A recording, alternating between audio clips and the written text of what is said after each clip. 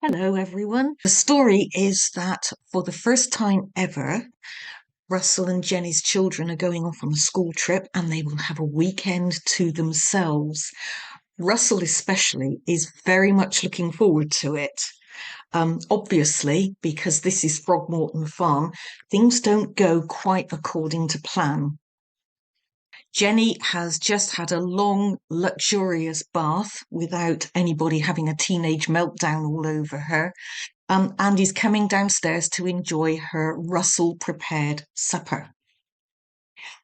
I sat on the hearthrug, hugging my knees, enjoying that warm after-bath feeling and letting the heat dry my hair. I was well wrapped up in jeggings, a long flannel shirt, and a fleecy sweatshirt. I was cosy and snug. Everything and everyone was safely tucked away. Wild horses wouldn't get me outside tonight, nor the cat, who obviously shared my views on cold, wet weather.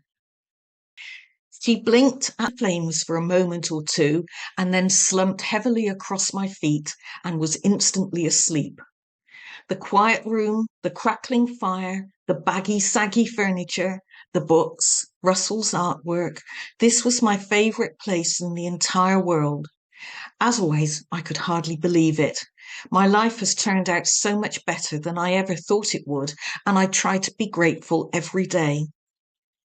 All right, said Russell, crashing through the door, a bottle of wine in one hand and 2 glasses in the other. He regarded the comatose cat with extreme disfavour. What's that doing here? She lives here, Russell. I distinctly said no more cats, not after the last one died. I nodded. Yes, you did. Many, many times. He gestured at the ball of feline fur carelessly sprawled across the hearthrug. And yet, throw it out, Jenny. No more waifs and strays. I'll do it tomorrow, I said, as I always did. He'd have forgotten by then, as he always did. Even the cat knew he wasn't serious. She'd been with us for well over a year now. He flourished the wine. I suspected he'd had a few glasses in the kitchen and suddenly realised it didn't matter if he had. We had nowhere else to be, no responsibilities, no good examples to set. The weekend stretched before us. We used to do this thing quite often before parenthood engulfed us. I'd forgotten. He threw a couple of cushions on the floor and sat beside me in front of the fire. All in the oven, ready in an hour, or longer, of course, if we find something more interesting to do. I smiled. I'll rack my brains. He topped up his wine. Oh, God, Jenny, isn't this wonderful? Do you think they'll ring us later to let us know how they're getting on?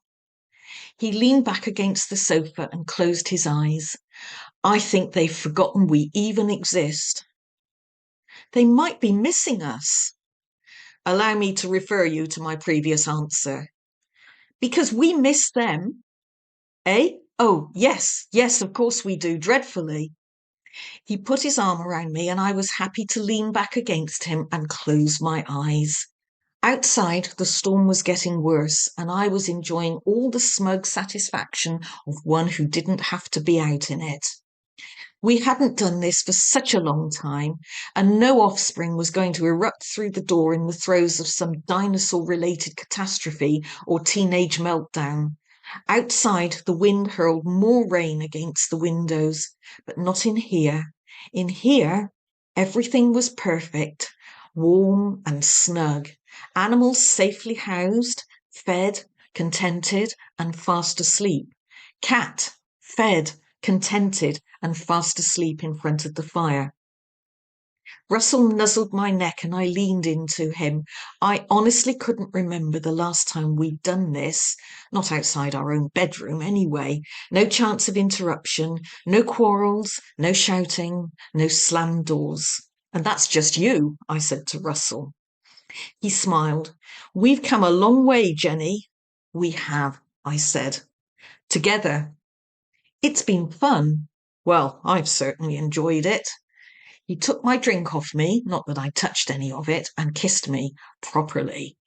I kissed him back, very improperly, and we fell off the cushions onto the floor. He grinned down at me. Brace yourself, Jenny. I laughed, and his mobile rang. He ignored it. Ignore it, Jenny. I tried to, but it rang and rang and rang.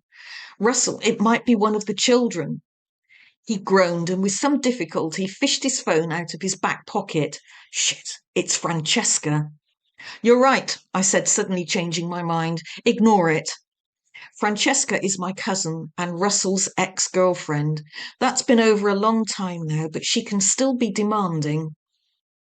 He buried the phone under a cushion and after a moment it stopped. Once again, the room was silent and Russell picked up from where he'd left off.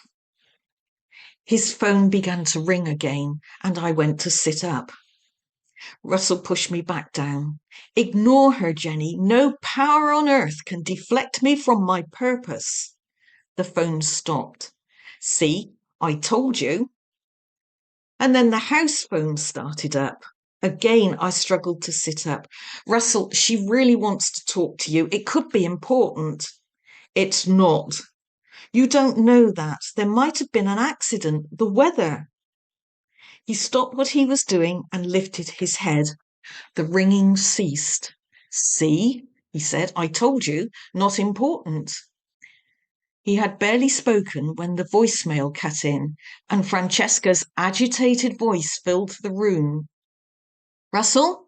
Russell, are you there? For God's sake, pick up. It's Francesca.